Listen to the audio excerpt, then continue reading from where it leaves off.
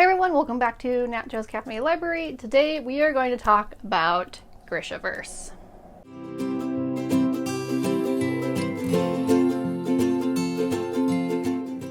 So I recently finished the GrishaVerse Shadowbone trilogy, whatever we're calling it nowadays. Also, can we talk about how, whatever, you know my feelings on this.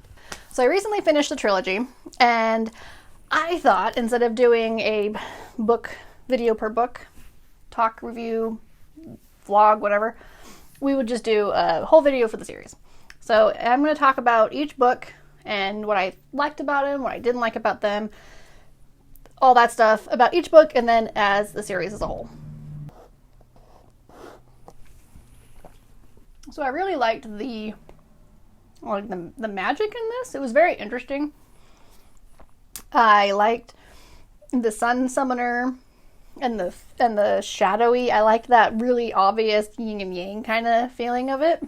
And the shadow fold was super interesting. I also really liked the Russian influenced world that we lived in. It was very interesting. I liked it. It was very cool. I had a hard time keeping up with some of the words. But that's just because it was so far outside of my normal. It took me a minute, but I did like it. The problems I had with this book though is you can tell that she was a young new writer when she wrote these, because some of the writing is very simple. There was a lot of I am very tired, I am very sore, and I'm like, you don't say. So technically speaking, this book was just a very simply written book, but I did like the dark overtones and the dark themes that were very present in this book early on. I could tell that this was going to be a darker series once it got going. So Shadow and Bone, overall, I think I rated it a 4.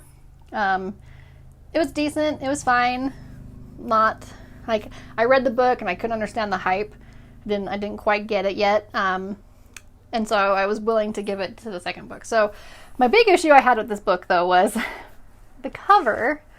The whole reason I picked this up is because the Netflix is doing a thing. And the teaser trailer of the big stag with the giant, gorgeous antlers, and it was so cool. And the cover of the book is the big stag. And he gets no page time.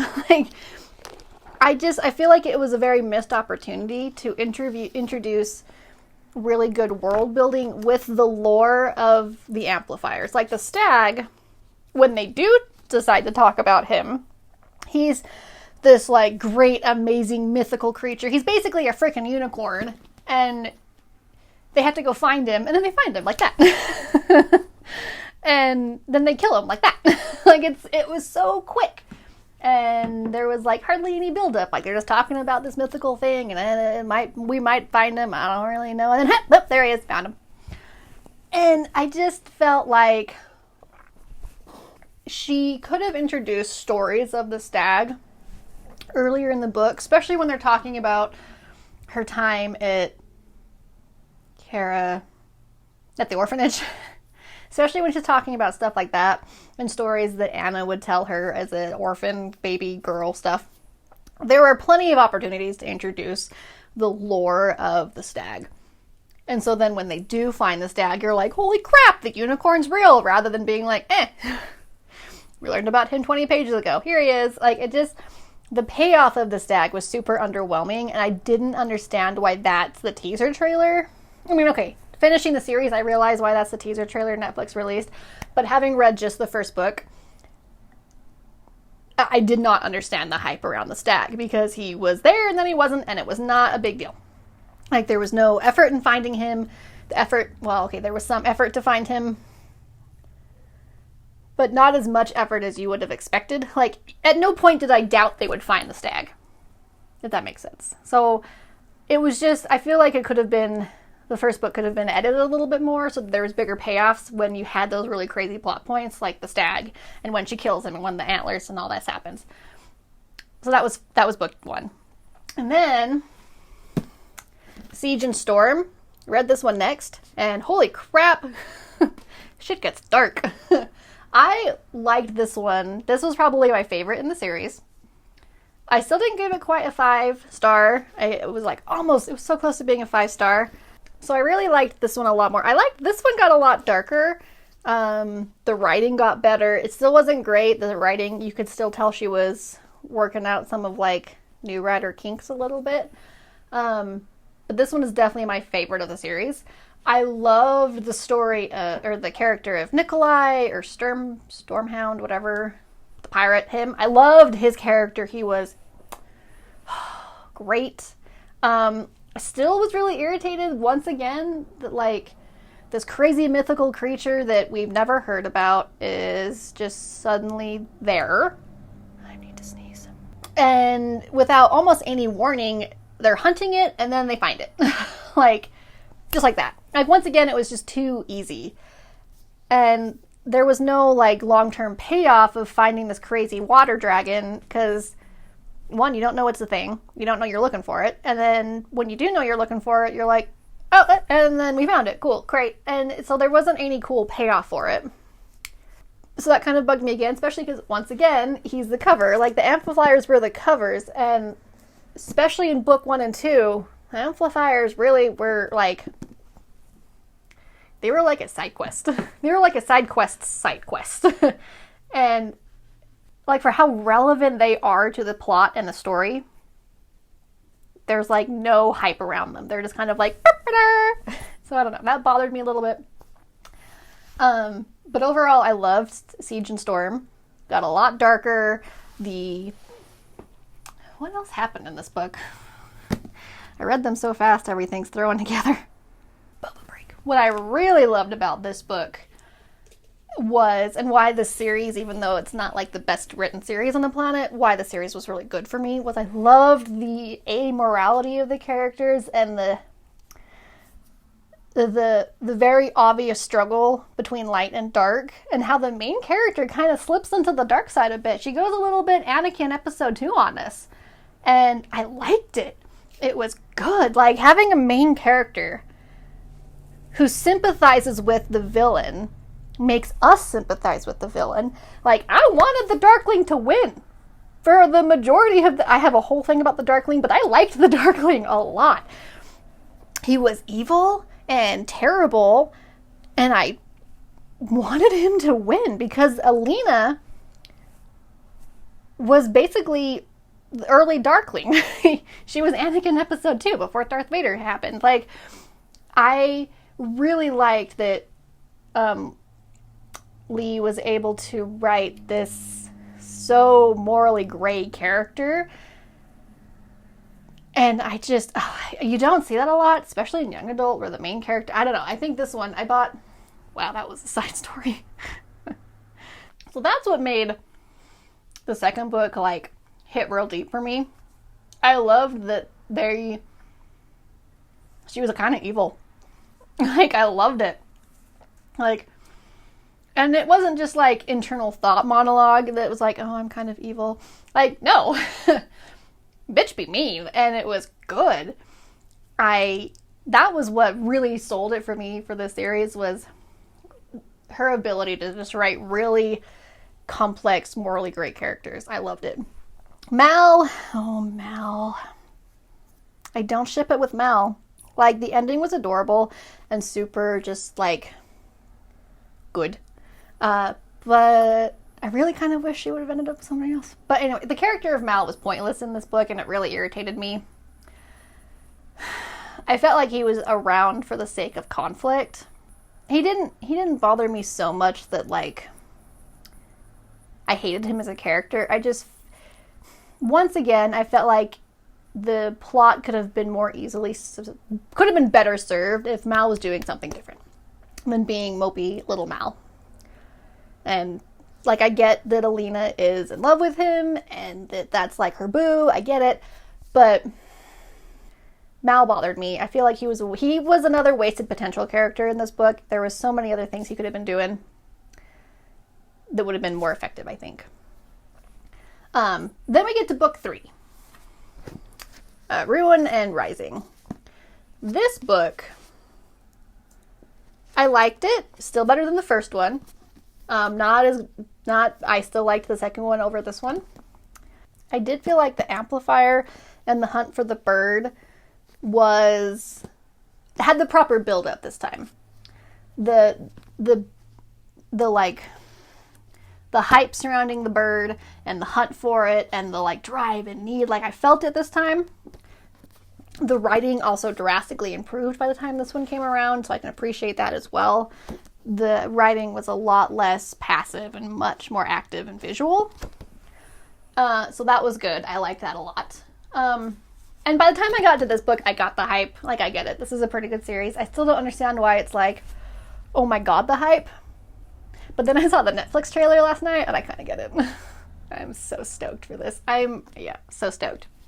What I really did not like about this book was there's so much damn traveling. We're going to go over there, and then we're going to go over there, and then we're going to go back over there, and then we're going to talk about going over there, but then maybe we're going to go over there. And then, nope, just kidding, we're going to actually go back over there still. Like, so many pages of this thing was wasted on traveling, or talking about traveling. And once again, I feel like it was a wasted opportunity and page time to talk about where the hell they were going. Like, I get it. She's trying to wage a war, and there's a legitimate logistical problem of getting places in a war, so I get it, but like, Lord, there was so much. By the time they actually go and hunt for the bird, it's like, it's the back half of the book already.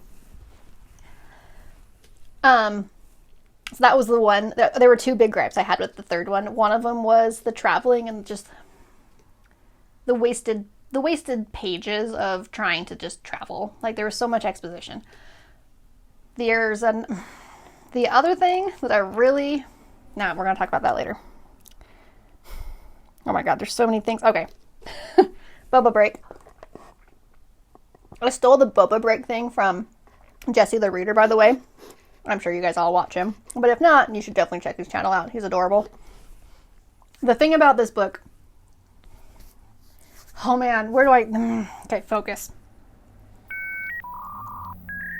Okay, we're going to talk about the ending of this book. And the fight with the Darkling and, like, the big fight. Mal's death, heartbreaking. All the feels, that one hurt me a little bit. I almost cried in public. That one was rough. Not as rough as the Darkling's death, though. Like, when he dies, talk about a perfect death scene. That was, like, the actual writing of him dying, I was almost sobbing. Like, that hurt me so much. Such a well-written death scene. And, like, death does not come on a big shout. It goes off in a soft sigh. And it was, like, amazing. Anyway. Everything that happened after Mal dies is very confusing to me. I feel like there was very strict rules of magic in the magic system in these series right up until Mal dies. And then it kind of all just goes away. Like, I don't understand why when she claims the third amplifier, her power just goes to everybody. I'm not entirely sure if it was supposed to, like, there's the line kind of somewhere in the series about how the magic, whatever it's called, magic is unpredictable and you can't really determine what its outcome is going to be. So I don't know if that was supposed to be like foreshadowing of what would happen when she claimed the third amplifier. I'm not sure, but I can't quite figure out why her magic just went to everybody and she lost it. Or if it was related to, like, closing the circle, like, cycle, like how... What's his name? The Darkling's granddaddy.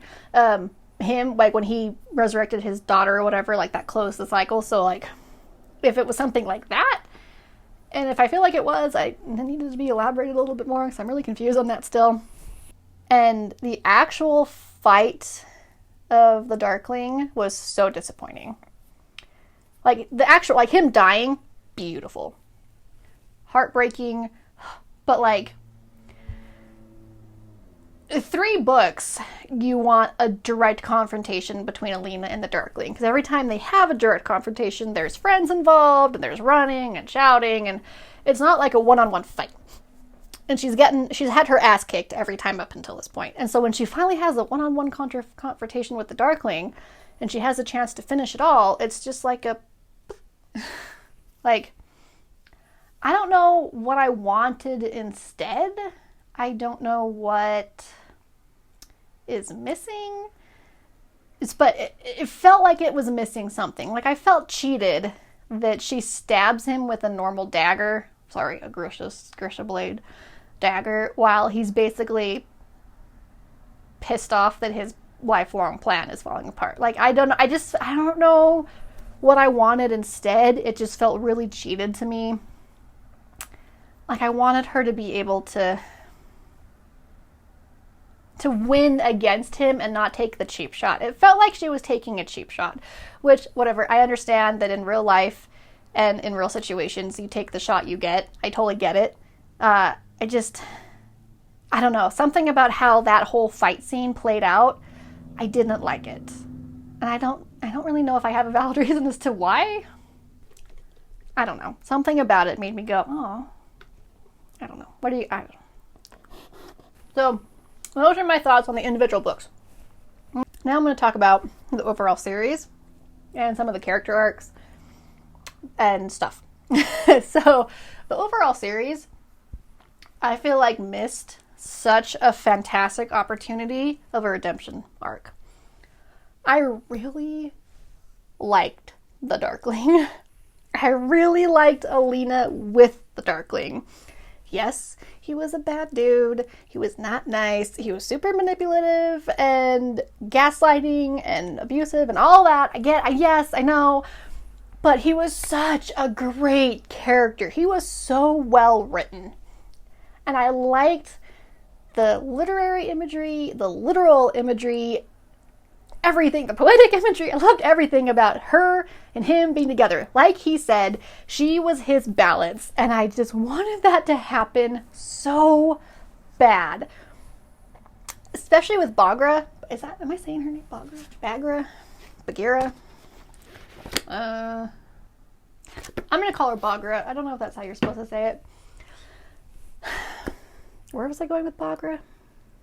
I feel like there was a great setup for a redemption arc with the Darkling. Oh, that's where I was going with Baghra, whatever her name is.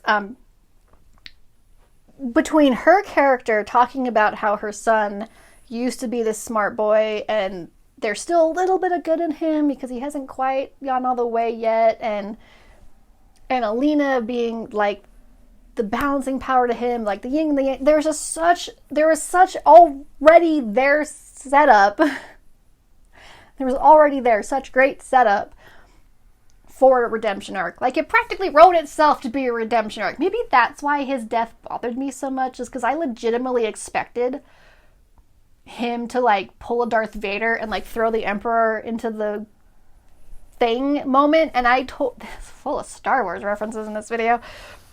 I expected him to come back. I thought she was going to pull him back and they were going to be not necessarily like romantically, but like I expected her to be his equal in something and like his balancing thing. Like that line where he says to her, "You're my balance, you would have made me more human," but she says, "You would have made me more of a monster." Like, I wanted that. That was perfect. I just wanted that so much, and it was set up so well to be that. So maybe that's why the fight scene with him bothered me so much, was because she didn't even, I mean, she had reason not to try, I get it, but I wanted her to try to save him one last time.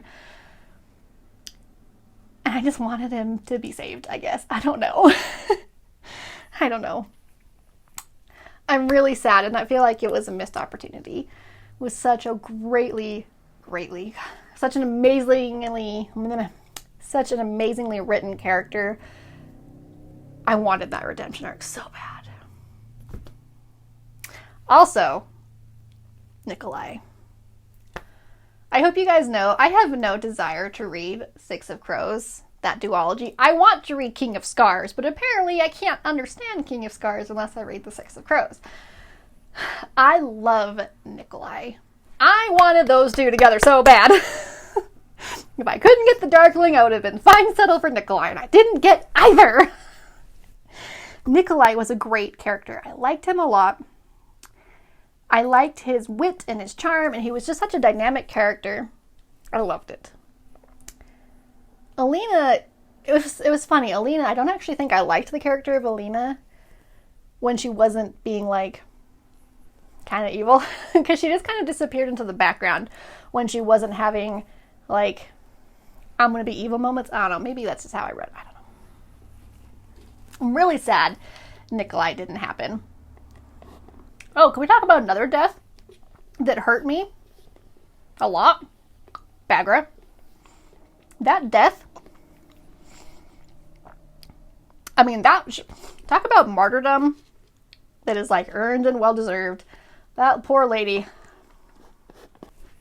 So overall, for the series, I did enjoy it. I mean, I think I finished them in, like, 4 days or something stupid. I read them really fast. They're a simple read. But overall, I did enjoy them. It was very clear that the writing was getting better, because it started off pretty rough.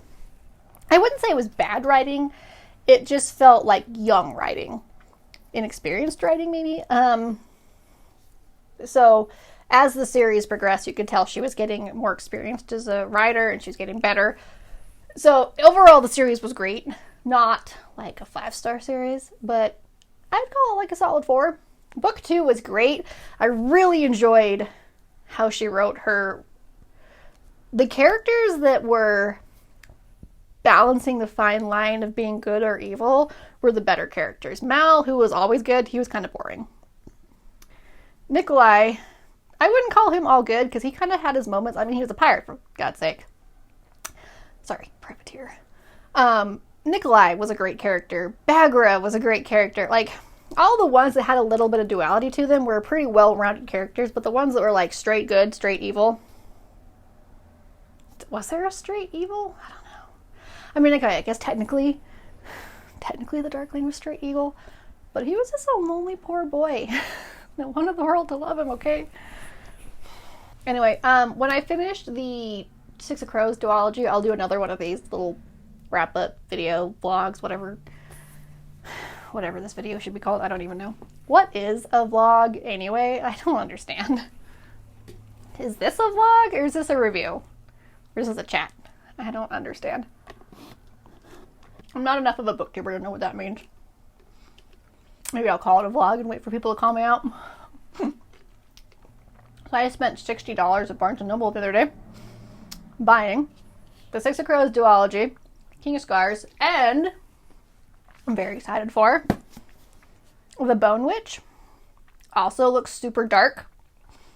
I'm in a mood for, like, darker fantasies and, like, main characters that are kind of evil. I'm kind of in the mood for that. I like it. Anyway, that was off topic. So that was my review, discussion, whatever, of the GrishaVerse trilogy. Overall, I really did enjoy it. It was a good series. I understand why it got hyped as much as it did, especially if I had read this when I was like 16, 17, 18, 19 or whatever, I'd have been like all fucking on this place. I get it.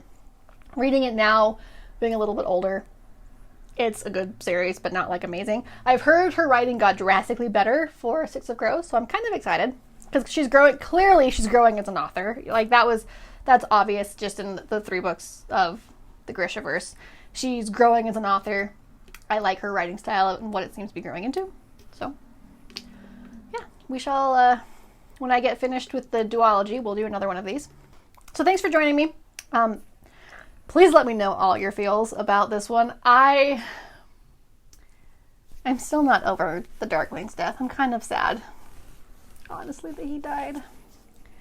I really was hoping for a redemption arc.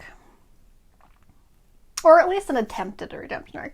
Like, I think I would have been okay with her stabbing him and having him just fall to the ground and die if she had tried one more time to try to save him and, like, if she had played on that duality that she had a little bit more, and that yin and yang that was going on, and then for him to be like, no, then I would have been like, yeah, stab him. But I just feel like it came out of nowhere. I don't know, maybe that's just my own wishful thinking. I don't know.